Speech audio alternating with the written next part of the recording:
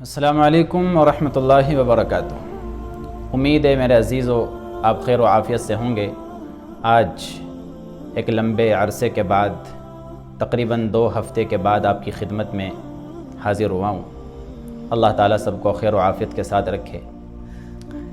میرے عزیزو، ایک درد اور ایک دکھ آپ کے سامنے یہ رکھنا ہے کہ رمضان میں ایک ماحول بنتا ہے، ہمارے بہت سارے نوجوان الحمدللہ مسجدوں کی طرف رخ کرتے ہیں، اللہ کی طرف رجوع کرتے ہیں، نمازیں پڑھتے ہیں، ذکر اذکار کرتے ہیں، تراویح کا اہتمام کرتے ہیں، تقوی اور طہارت کی زندگی گزارتے ہیں۔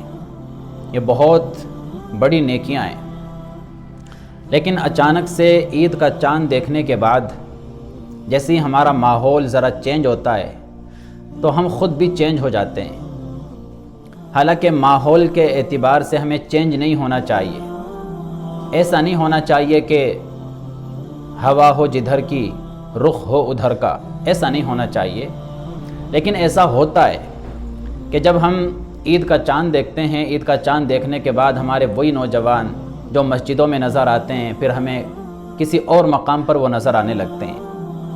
وہ زبان جو رمضان میں اللہ کے ذکر سے تر رہتی تھی، رمضان کے بعد اس زبان پر غیبت بھی ہے، برائی بھی ہے، جھوٹ بھی ہے، اور ایک دوسرے کو گالم گلوچ بھی ہے، وہ زبان بدل جاتی ہے۔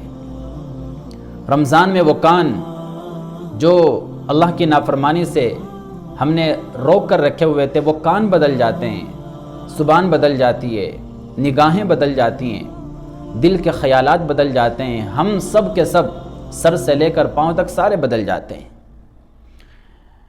عید کے موقع پر کئی طرح کی فلمیں آتی ہیں، کئی طرح کی مووی آتی ہیں۔ ہمارے بہت سارے نوجوان باقاعدہ عید کا چاند دیکھنے سے پہلے پروگرام بناتے ہیں، منصوبے بناتے ہیں، فلاں سینما ہال کے اندر جانا ہے، فلاں مووی دیکھنی ہے، فلاں جگہ جانا ہے، وہاں پر جا کے انجوائے کرنا ہے، وہاں جا کے عیاشی کرنی ہے، فلاں شہر میں جانا ہے، فلاں ملک میں جانا ہے۔ سیر و تفریح سے میرے عزیزو آپ کا دین آپ کو منع نہیں کرتا، گھومنے سے، پھرنے سے، سیر و تفریح سے، کھانے سے، پینے سے آپ کا دین آپ کو منع نہیں کرتا، لیکن آپ کا دین آپ کو بس یہ کہتا ہے کہ ساری دنیا میں جاؤ، کھاؤ، پیو، جو مرضی پہنو، جو چاہو کرو، لیکن دین کے دائرے میں رہ کر اللہ کی نافرمانی مت کرو۔ تم شوق سے کالج میں پڑھو، پارک میں کھیلو، جائز ہے چرخ پہ جھولو، غباروں میں اڑو، پر ایک سخن بندہ عاجز کی رہے یاد، اللہ کو اور اپنی حقیقت کو نہ بھولو۔ کہیں بھی رہو، کچھ بھی کھاؤ، کچھ بھی پیو، کہیں بھی جاؤ، انجوائے کرو، لیکن اللہ کو نہ بھولو، اپنی حقیقت اور اپنی اوقات کو نہ بھولو۔ رمضان میں جو اللہ نے نیکیاں کرنے کی آپ کو توفیق دی، ان نیکیوں کو برباد مت کرو۔ کئی طرح کے لوگ ہیں میرے دوستو عزیزو، رمضان میں نیک بن کر زندگی گزارتے ہیں، رمضان کے بعد ان کی زندگی ایسی بن جاتی ہے کہ بڑے بڑے گناہ کرتے ہوئے وہ نظر آتے ہیں، اور گناہ کرنے کے بعد کوئی ڈر، کوئی خوف ان کے اندر پیدا نہیں ہوتا، اللہ کا ڈر نہیں لگتا۔ کئی لوگ ایسے ہیں گناہ کرتے ہیں، گناہ سے ڈرتے نہیں۔ جیسے حدیث میں آتا ہے کہ فاسق فاجر کی مثال ایسی ہے کہ وہ گناہ اس طرح سے کرتے ہیں جیسا کہ کان پر کوئی مکھی بیٹھی تھی، انہوں نے اڑا دیا، یعنی کوئی پرواہ نہیں ہوتی، گناہ کر کے ان کی طبیعت پر کوئی فرق نہیں پڑتا، گویا کہ ایک مکھی بیٹھی تھی، اڑا دیا، بس اتنا ہی ہوتا ہے، اس سے زیادہ نہیں۔ لیکن بعض اللہ کے نیک بندے ایسے بھی ہوتے ہیں کہ اگر ان سے کوئی گناہ ہو جاتا ہے تو جب تک وہ توبہ نہ کر لیں، استغفار نہ کر لیں، تب تک انہیں چین نہیں آتا، تب تک انہیں سکون نہیں ملتا۔ یہ مومن کی مثال ہے۔ حضور نے فرمایا، اللہ کے رسول صلی اللہ علیہ وسلم نے فرمایا، مومن کی مثال یہ ہے کہ اگر اس سے کوئی گناہ ہو جاتا ہے تو اس کو ایسا لگتا ہے جیسا کہ اس کے سر پر کسی نے کوئی پہاڑ رکھ دیا ہو، اور جب تک وہ توبہ نہ کر لے، استغفار نہ کر لے، اس کو سکون نہیں ملتا۔ لیکن بعض لوگ تقوی والے، اللہ کے بڑے برگزیدہ ایسے بھی ہوتے ہیں کہ وہ گناہ کرنے کے بعد نہیں ڈرتے، وہ نیکی کرنے کے بعد ڈرتے ہیں۔ گناہ نہیں کر رہے، نیکیاں کر رہے، لیکن نیکی کرنے کے بعد بھی ڈر رہے ہوتے ہیں کہ پتہ نہیں اللہ ہماری نیکی کو قبول کرے کہ رد کر دے۔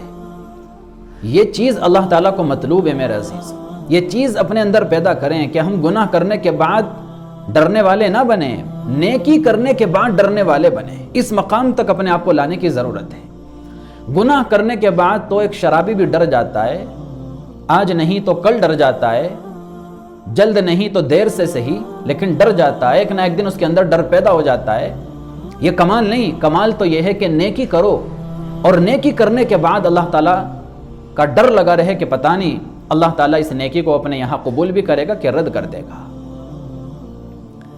اور یاد رکھیں میرے عزیزو، نیکی کرنا تو آسان ہے، نیکی کرنا آسان ہے، نیکی کی حفاظت کرنا مشکل ہے، نیکی کی حفاظت کرنا مشکل ہے۔ اسی لیے حضرت عمر رضی اللہ تعالیٰ عنہ عید کے دن رویا کرتے تھے۔